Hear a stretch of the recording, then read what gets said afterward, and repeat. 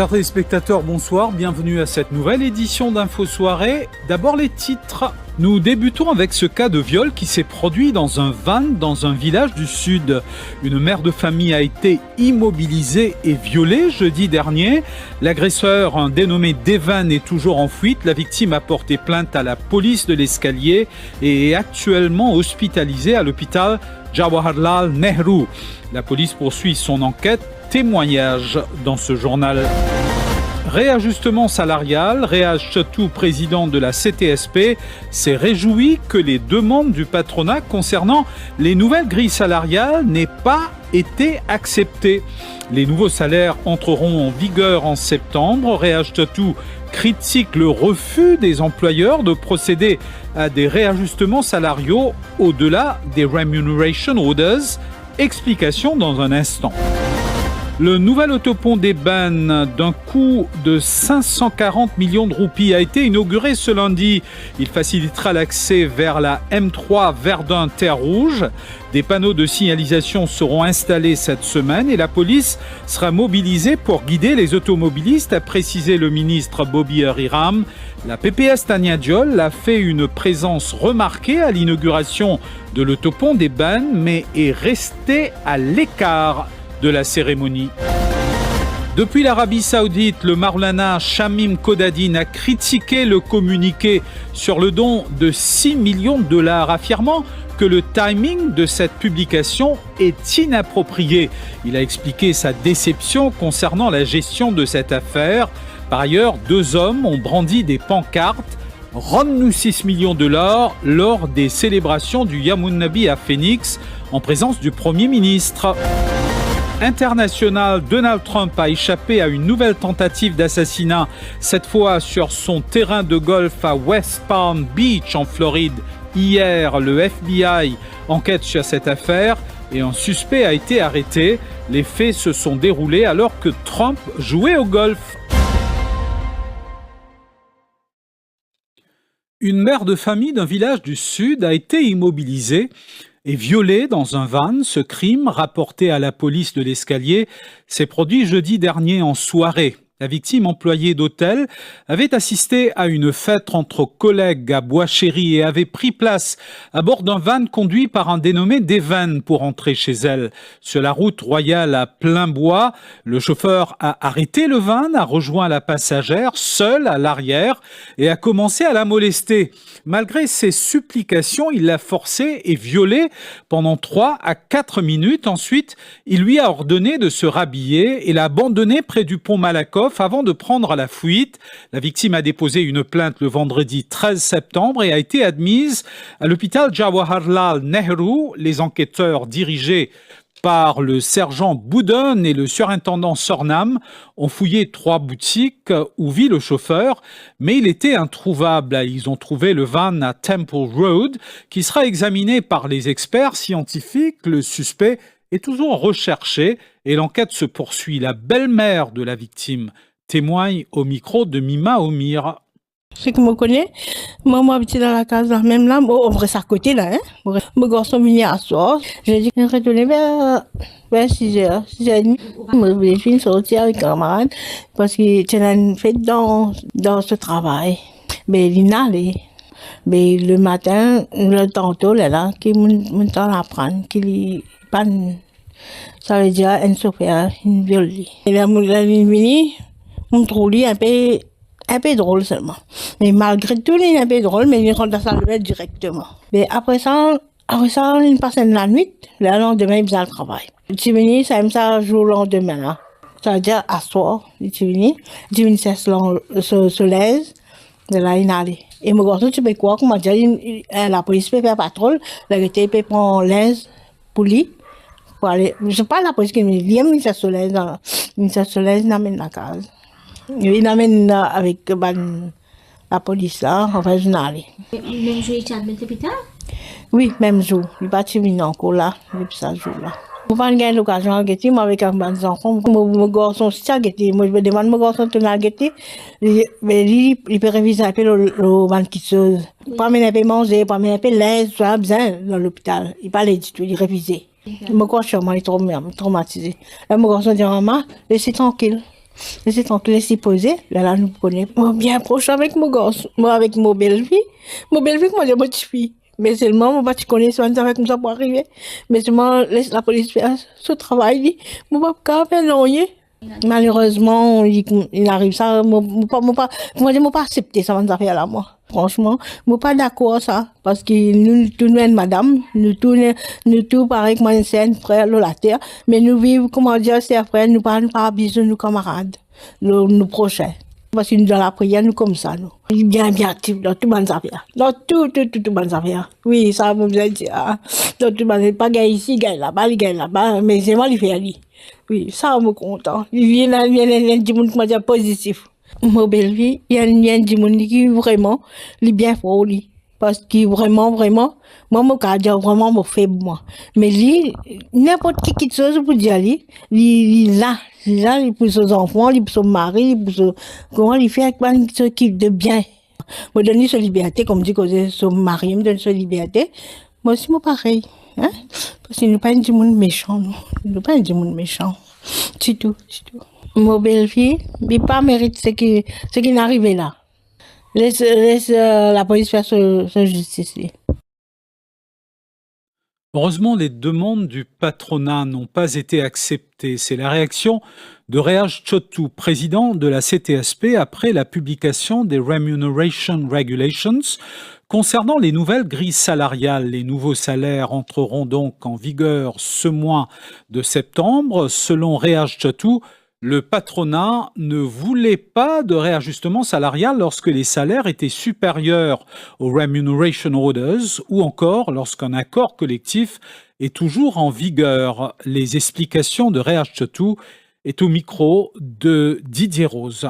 Heureusement, demande du patronat pas fini d'accepter. Par exemple, de se dire que le travailleur gagne plus dans haut, pas besoin de nani. Après, côté dans l'accord collectif, ça aussi fini dans ben précision. Si un gagne un accord collectif qui est signé en janvier 2024 jusqu'à juin 2024, et là, sa quantité qu'il gagne augmentation là, il peut déduire de ce que le gouvernement peut proposer comme réajustement. Donc là, il est intéressant dans le sens que ce qui est employé, tu peux demander, c'est pas du tout ça qui finit agréé. Mais même ça, il y a beaucoup d'employés, mon cas au début grand matin, il y a beaucoup de téléphones qui se peut déclarer amnésique, qui ne pas comprendre, juste pour gagner du temps.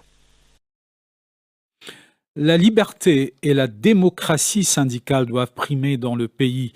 Déclaration du syndicaliste Atma Shanto lors d'une manifestation pacifique devant le Parlement cet après-midi. Le syndicaliste a également saisi l'occasion pour déplorer les abus des employeurs dans ce secteur, dans le secteur privé, évoquant des conditions de travail précaires et des violations des droits syndicaux.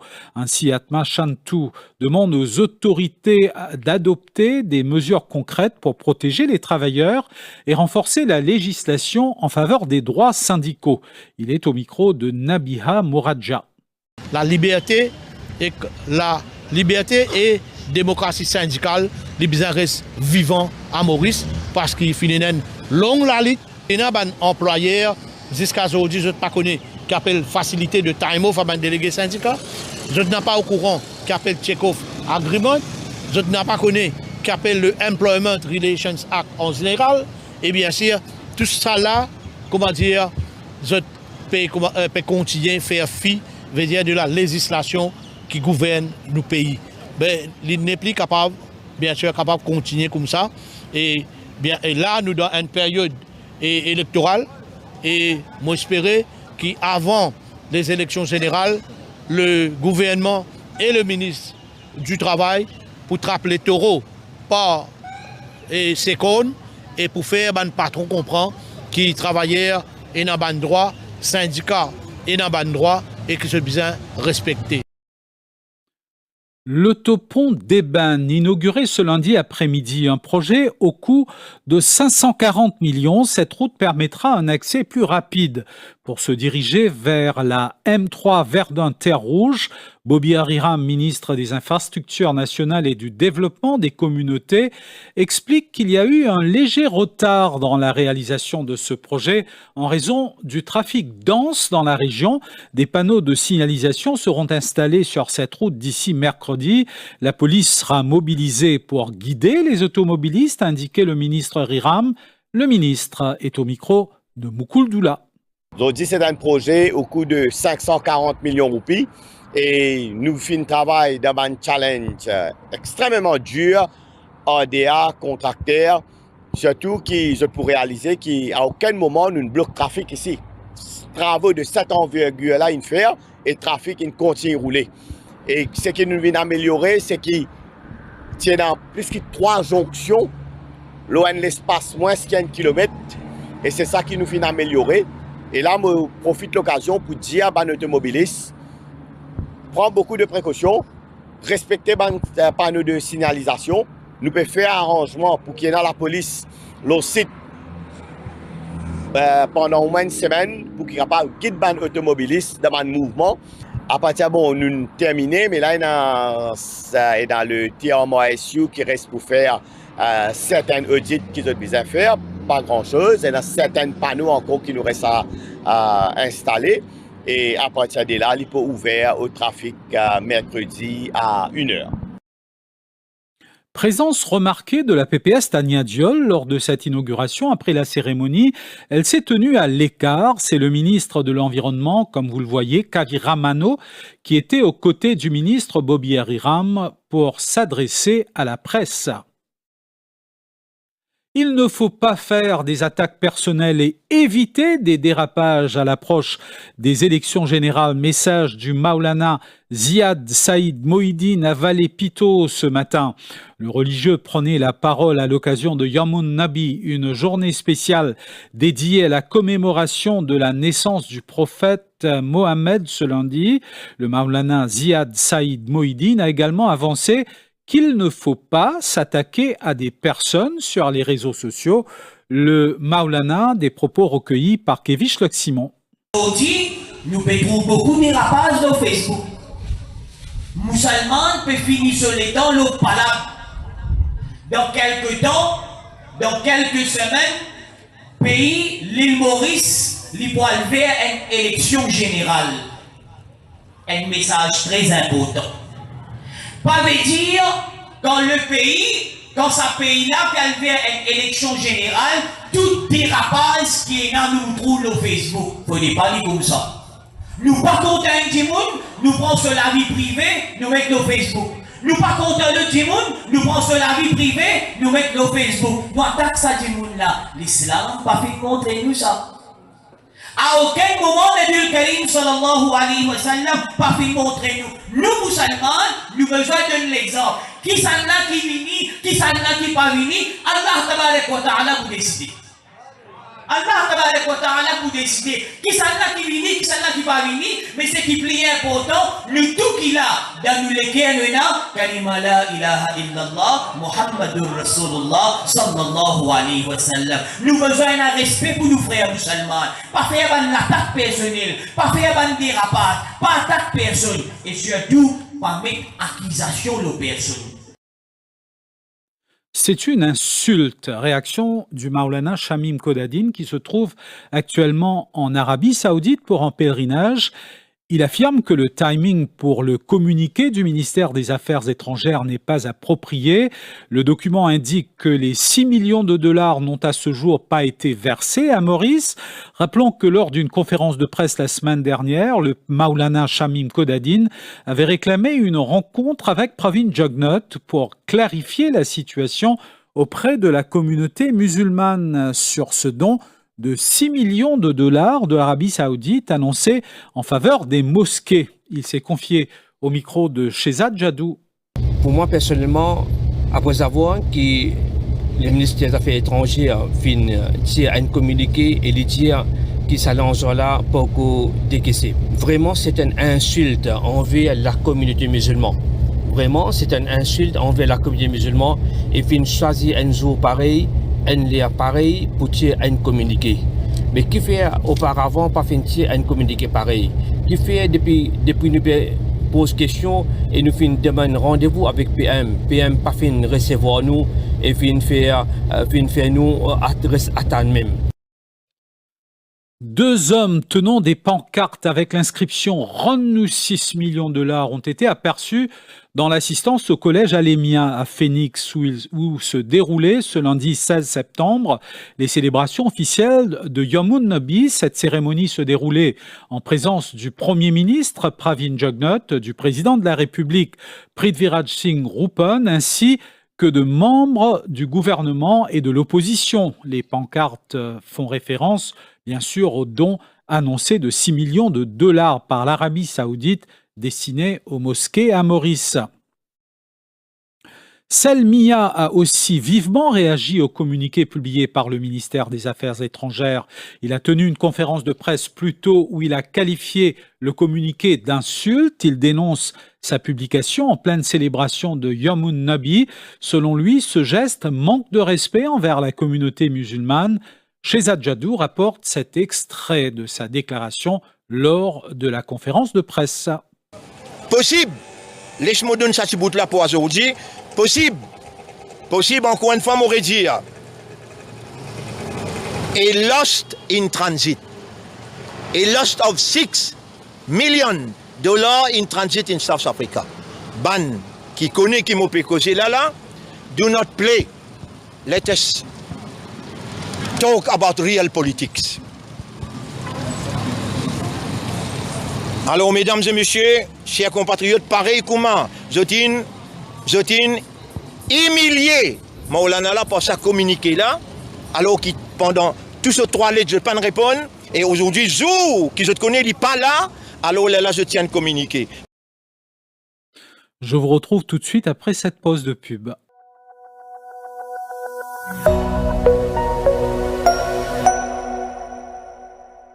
Prisonnier d'une douleur au genou, mais pas prêt pour une chirurgie? L'embolisation de l'artère géniculaire de mi-haute est la solution. C'est une procédure mini-invasive, sans anesthésie générale, sans chirurgie ouverte et sans cicatrice. Appelez le 52 52 19 06 pour plus de détails ou visitez le Mi-Haute Hospitals Information Center. Libérez-vous de la douleur arthrosique au genou et retrouvez un mode de vie actif.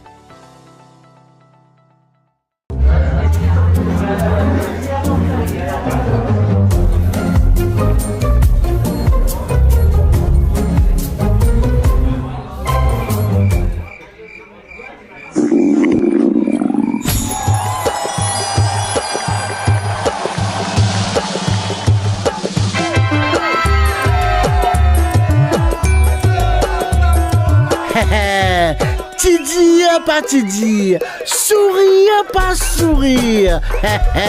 Aster, ou capable de pour vendredi et mardi, un deuxième tirage payé peine sec. Des tirages de nous 2 fois plus sens pour un big win. 2 fois plus facile pour jouer, 2 fois plus facile pour gagner. Qui vous dit Aster ou refaire avec l'autre vert.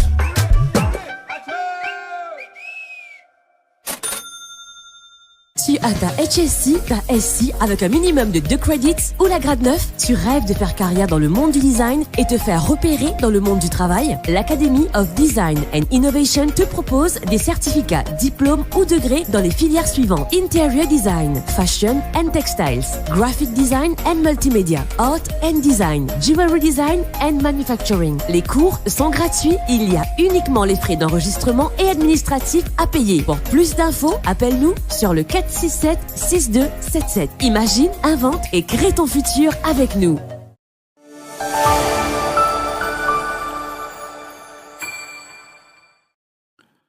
Au chapitre international, le procès des viols de Mazan, entouré de confusion et marqué par des accusations graves, a connu un nouveau rebondissement ce lundi. Le principal accusé, Dominique Pellicot, un retraité de 71 ans, est absent pour la 2e semaine consécutive, son état de santé n'ayant pas évolué. Le président de la Cour criminelle de Vaucluse, Roger Arata, a dû une fois de plus constater son absence et ordonner une expertise médicale. Vital Pellico est accusé d'avoir drogué sa femme pour la violer et permettre à des dizaines d'hommes de faire de même.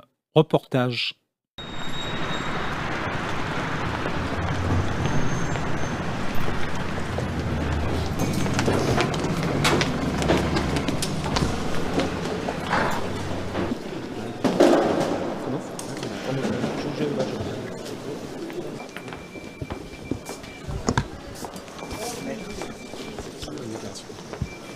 Il existe apparemment des divergences sur sa capacité à comparaître ou non. Et voilà une semaine aujourd'hui de perdu sans que nous sachions si ce procès peut se poursuivre ou non. Ne venez pas me dire et que personne ne vienne me dire que M. Pellico se dérobe ou que M. Pellico feint sa situation. On n'est pas du tout dans ce cadre-là. Il y a un diagnostic qui a été posé et ce diagnostic n'est pas le fruit de son imagination.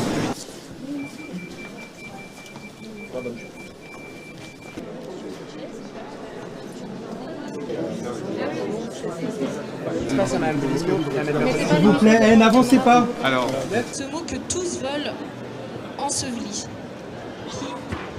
qui effraie autant qu'un zombie.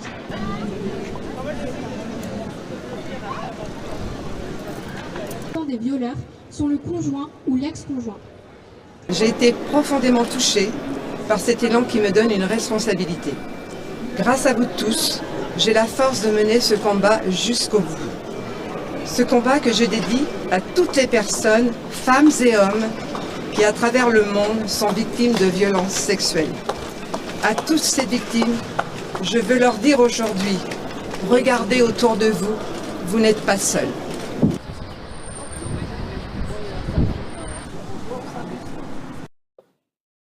Le procès de Peter Sherif, un des derniers djihadistes d'Al-Qaïda, suspecté d'avoir participé à la préparation de l'attentat qui a frappé Charlie Hebdo le 7 janvier 2015, s'ouvre ce lundi devant la cour d'assises de Paris, spécialement composée cadre de l'organisation terroriste Yémen. Il est renvoyé devant la cour d'assises pour association de malfaiteurs terroristes. Reportage.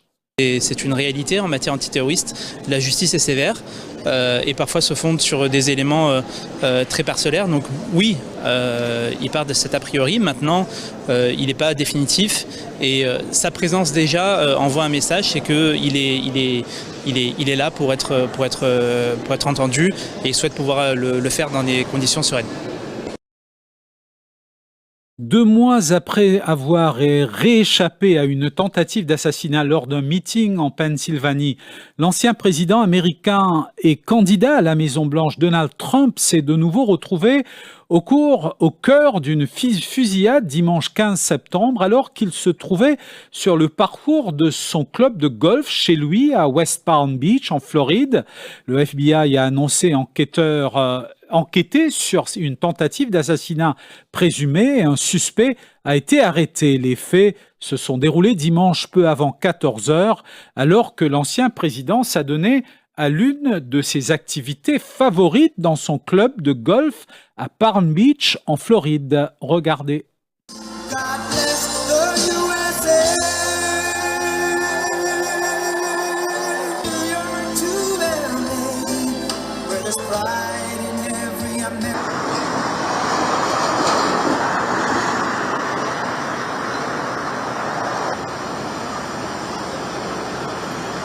Is a terrorist and he needs to be ended, so we need everybody from around the globe to stop what they're doing and come here now and support the Ukrainians to end this war.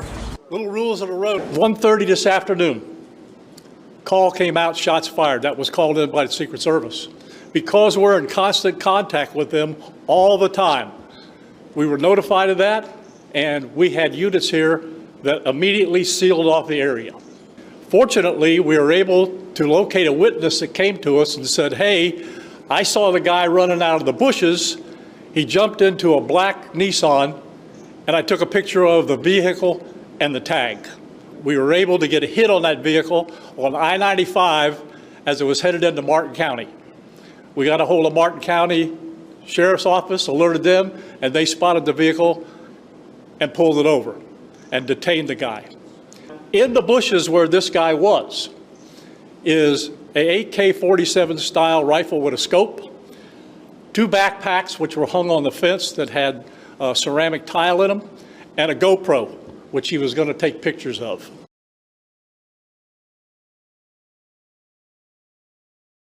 Sur ce, nous arrivons à la fin de ce bulletin d'information. Dans quelques instants, sur Télé+, retrouvez l'ex-champion du Midi, désormais le champion du soir, qui sera diffusé à cette heure-ci les lundis, les mercredis et les vendredis. Quant à moi, il ne me reste plus qu'à vous souhaiter une excellente fin de soirée en compagnie